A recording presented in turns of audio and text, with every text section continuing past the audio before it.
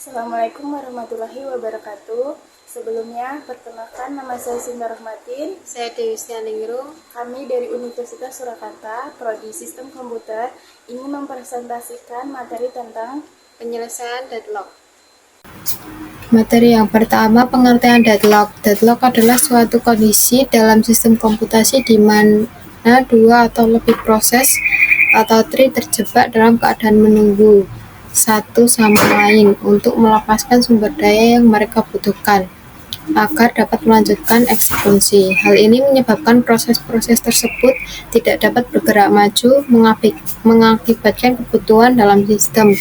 Kondisi deadlock adalah salah satu masalah yang signifikan dalam manajemen sumber daya di dalam sistem operasi dan dapat menyebabkan penurunan kinerja atau bahkan kegagalan sistem. Selanjutnya ada identifikasi penyebab terjadinya deadlock. Yang pertama, graf alokasi sumber daya, yaitu model yang digunakan untuk mewakili hubungan antara proses dan sumber daya dalam suatu sistem. Dalam diagram ini, node memiliki proses dan sumber daya, dan tepi mewakili pemetaan sumber daya dari proses ke sumber daya atau dari sumber daya ke proses yang menunggu.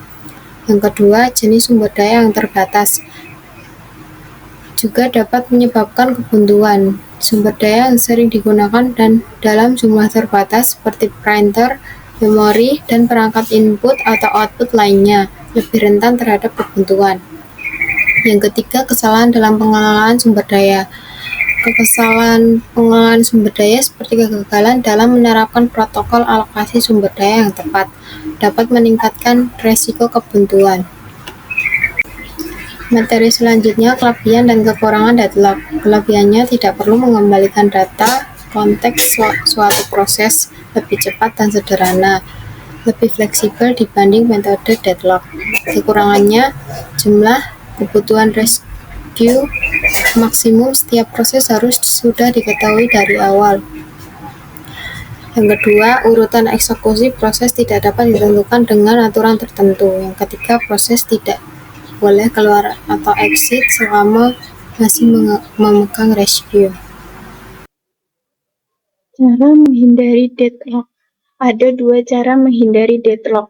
Yang pertama, jangan memulai proses apapun jika proses tersebut akan membawa kita pada kondisi deadlock, sehingga tidak mungkin terjadi deadlock karena ketika akan menuju deadlock sudah cegah.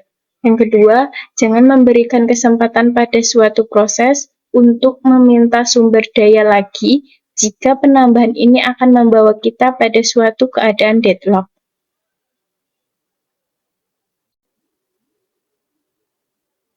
Pencegahan deadlock. Sedapat mungkin tidak mempergunakan mutual exclusion. Yang kedua, jika proses sedang memegang sumber daya tertentu untuk permintaan berikutnya, proses harus melepas dulu sumber daya yang dipegangnya. Yang ketiga, setiap proses harus meminta semua sumber daya yang diperlukan secara sekaligus dan tidak berlanjut sampai semuanya diberikan. Yang keempat, beri pengurutan linear terhadap tiap tipe-tipe sumber daya.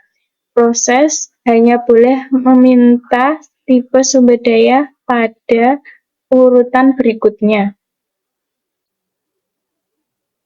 Kesimpulan, deadlock merupakan suatu kondisi di mana terdapat dua atau lebih proses yang menunggu untuk mendapatkan result yang mereka butuhkan, tanpa melepas result yang mereka miliki, sehingga terjadi kebuntuan proses. Kondisi deadlock memiliki 4 faktor penyebab, yaitu graf.